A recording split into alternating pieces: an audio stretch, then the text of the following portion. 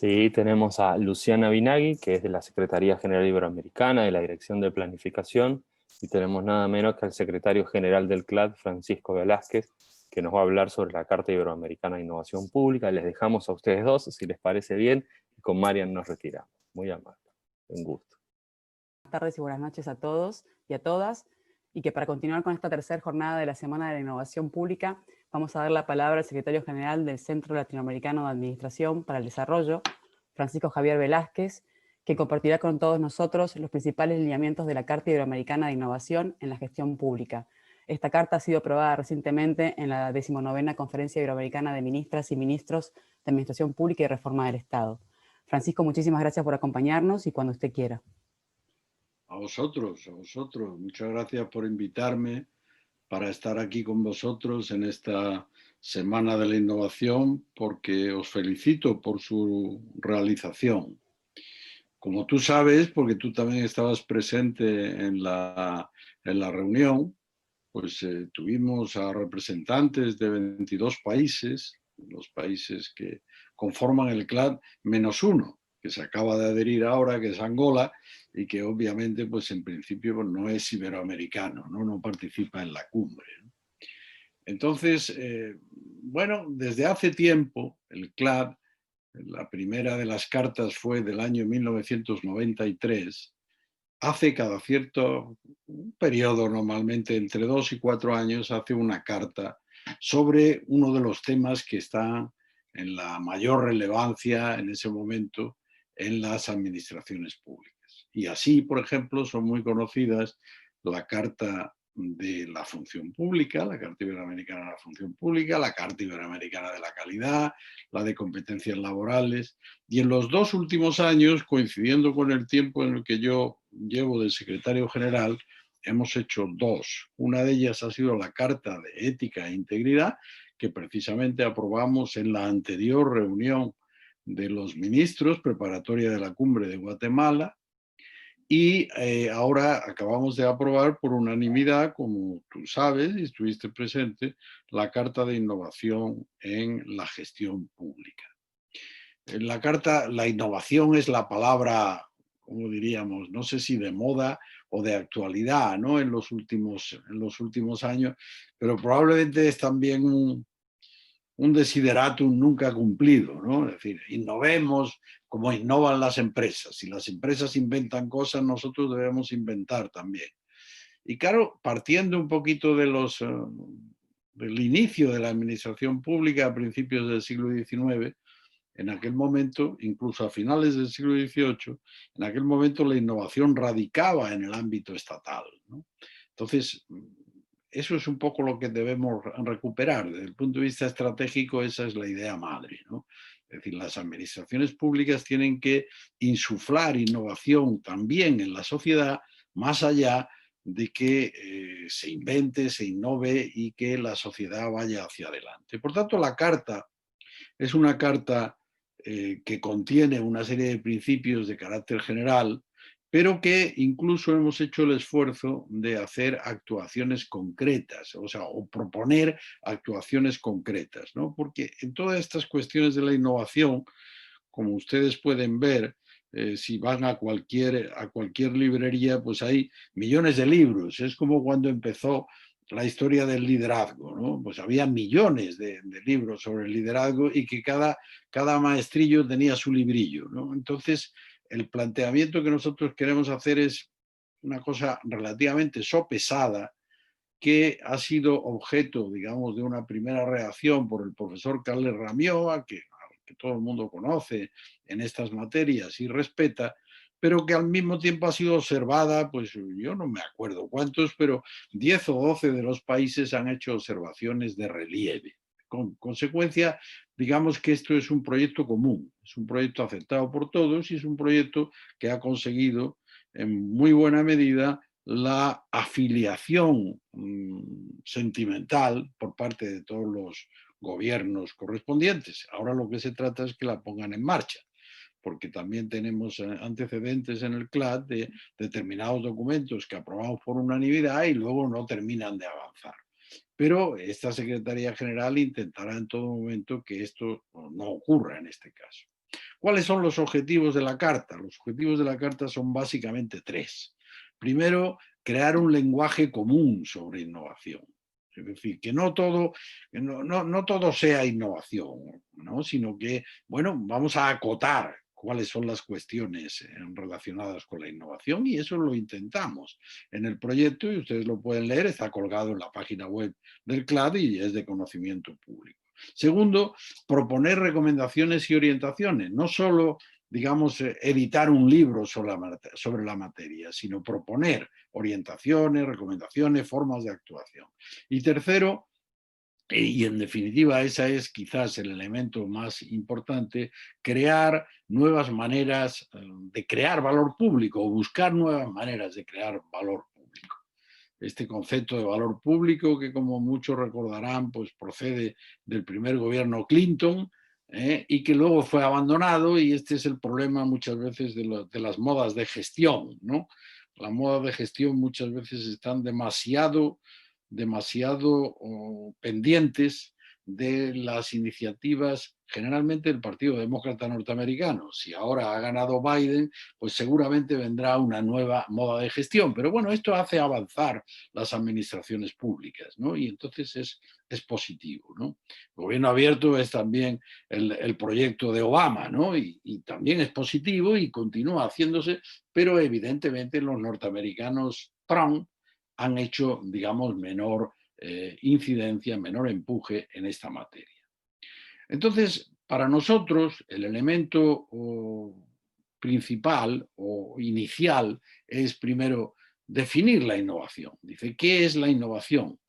Y entonces, para nosotros, en la Carta es el proceso de asimilar y explotar una novedad. Es decir, estamos hablando de la innovación, es algo relacionado con lo nuevo. Entonces, pero no es solo pintar una oficina o hacerla más atractiva, que puede ser interesante, no es solo hacerlo en un edificio más moderno, ¿no? Sino que es algo más, ¿no? Y entonces el planteamiento es que aporte soluciones o medidas inéditas o originales a los problemas. Es decir, que no se siga haciendo lo mismo. Y esto es sumamente importante en las administraciones públicas, porque la rutina nos corrompe, ¿no? Y de alguna manera en las administraciones públicas la rutina tiene un valor histórico, ¿no? Es el precedente. En consecuencia, si siempre lo hemos hecho de esta manera, sigamos haciéndolo. Y lo que se plantea ahora, y lo llevamos planteando muchas personas desde hace mucho tiempo, es empezar a hacer las cosas de otra manera, para hacerlas mejor. Este es el planteamiento, ¿no? Y finalmente dice, hacerlas mejor, ¿por qué? Pues hacerlas mejor para responder a las necesidades ciudadanas. Este es el planteamiento. Es decir, que las necesidades ciudadanas están satisfechas, no están satisfechas. Pues en la medida en que miramos por ejemplo, el latinobarómetro en América, pues nos damos cuenta de que no están satisfechas. O también lo podemos ver en España, o en Portugal, o en Alemania. Es decir, que en la mayoría de los países se denota que la opinión pública no está satisfecha, o que podría estar más satisfecha al menos, ¿no? En consecuencia, en función de eso, pues esto es para nosotros la innovación pública. ¿Y cuál es la innovación o la finalidad principal? La finalidad principal es crear valor público. Y entonces proponemos algunas maneras de crear valor público. Desde el punto de vista de la innovación también se puede crear valor público, por ejemplo, reduciendo el gasto o teniendo más beneficios para los ciudadanos. Pero para nosotros es, sobre todo, creando, por ejemplo, nuevos servicios o mejorando los existentes. Eso es crear valor público. O mejorando los procesos internos de la administración. Creando unos nuevos o mejorando los existentes. No solo metiéndonos en una maquinita, en un ordenador, ¿no? Que si ponemos lo mismo en el ordenador que teníamos antes, pues no hemos hecho nada, ¿no? Y por la confianza social que generen nuestras actuaciones. Eso es crear valor público. Estos tres factores son para la Carta y para todos nosotros lo fundamental. Y de ahí planteamos lo que llamamos los 5 pilares de la innovación inteligente, es decir, de la Carta de la Innovación, y que son la visión estratégica, la gestión del conocimiento, la inteligencia colectiva, la inteligencia artificial y finalmente un modelo relacional muy relacionado con los ciudadanos y con el gobierno abierto. Lo haré de una forma fácil porque me han dicho ustedes que hable no más de 15 minutos. Una visión estratégica. Una visión estratégica parece muy fácil cuando se está fuera de la administración pública, pero en la administración pública es algo sumamente complicado y lo revela esta pandemia, ¿no? Es decir, ¿quién fue capaz de avisar de que hubiera una desgracia de esta naturaleza? Pues prácticamente nadie, ¿no? En el mundo. Y si alguien lo avisó, pues le acusarían de ser un profeta que se había equivocado de siglo, ¿no? Entonces, hay que tener una visión estratégica que anticipe el efecto de las acciones. Si hacemos algo, ¿qué es lo que va a ocurrir? Tratar de tener una visión a largo plazo y orientada al logro de objetivos y capaz de reaccionar ante hechos inesperados. Esta es la visión estratégica. Hombre, desde luego, incluso ahora no seríamos capaces de prever otra pandemia, pero en todo caso sí que hemos aprendido bastante, ¿no? Y en consecuencia, probablemente, como decía Stiglitz, como mínimo los servicios de salud de los países se fortalecerán hacia el futuro, ¿no? Porque otra pandemia de esta naturaleza puede ocurrir y en consecuencia hemos visto que tenemos fallos importantes. El segundo aspecto, después de la visión estratégica, es la gestión del conocimiento.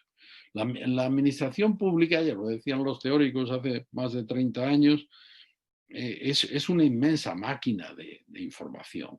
Y de lo que se trata ahora es de procesarla, ¿no?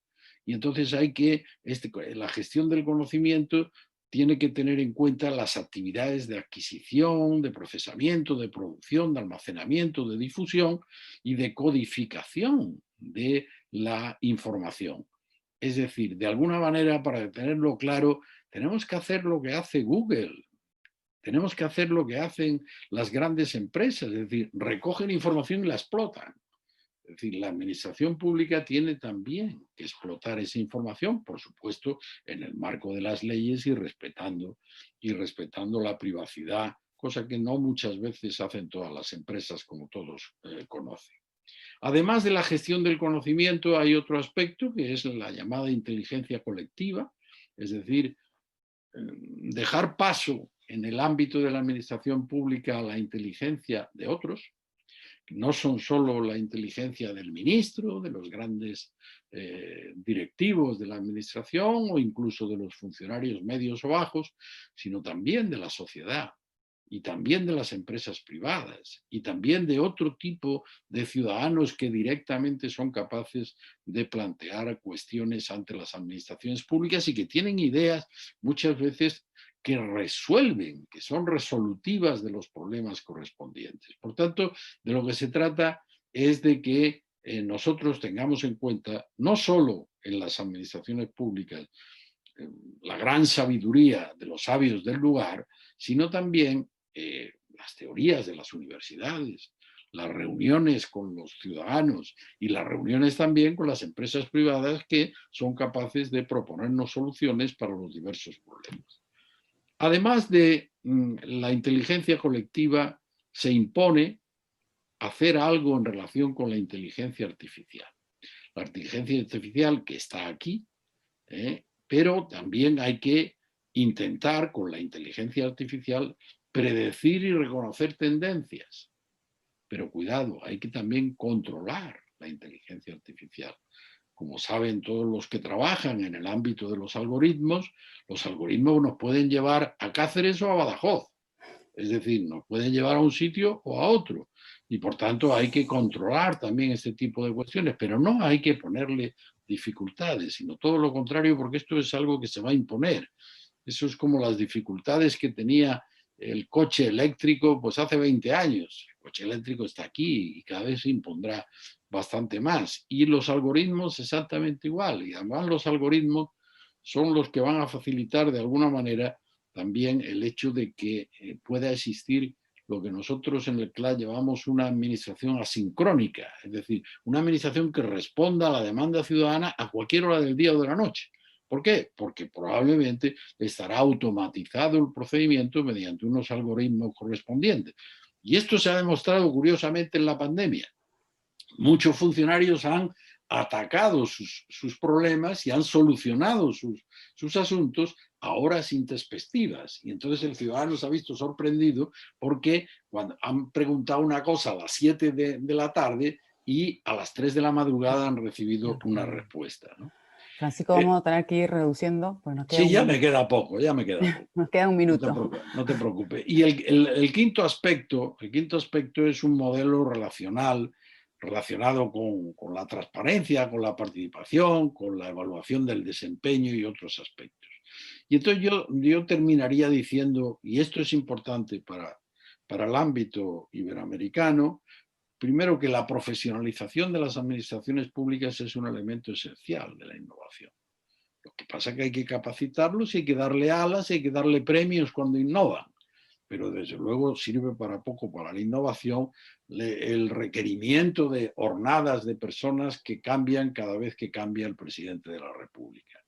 Y diría y terminaría diciendo cuál es el objetivo esencial de la innovación, que no es otro que la innovación debería priorizar la igualdad social a través del desarrollo sostenible, con respeto, con pleno respeto al medio ambiente, inspirado en los ODS de la Agenda 2030, que es un poco lo que podemos señalar.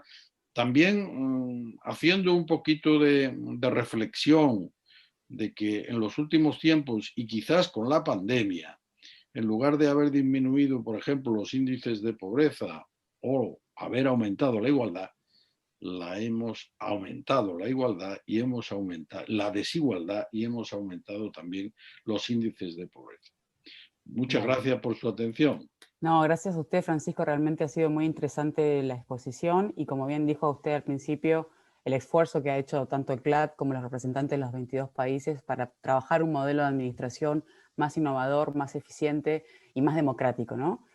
Yo creo que Marian, Pablo, que vamos a dar por finalizado este panel, agradeciendo a Francisco que esté presente en esta semana y les doy la palabra a vosotros para poder continuar con este éxito.